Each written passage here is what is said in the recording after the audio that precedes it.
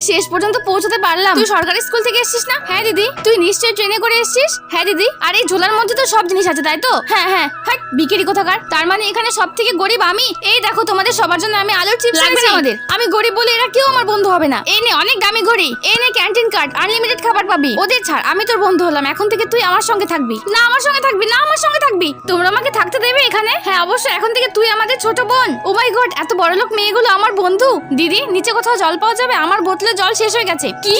এটাকে এখানে রেখে দাও। আরে এই নতুন ওয়াটার কুলারটা কার? আরে বোকা মেয়েটা তোর জন্য। ম্যাডাম এই কফি মেশিনটা কোথায় রাখবো? কি কফি মেশিন? ওদিকে রেখে দাও। এখন থেকে তোকে আর নিচে যেতে হবে না। কি? তুই আমাদের ছোট বোন, এখন থেকে এটারে অভ্যাস করে নে।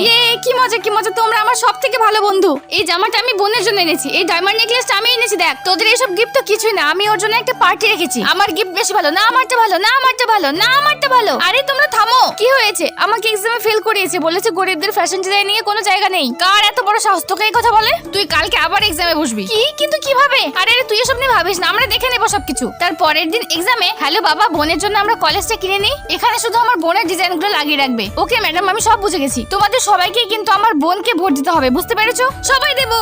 এই দেখো আমি পাশ করে গেছি। হ্যাঁ জানি। তোমরা কি খুশি হওনি?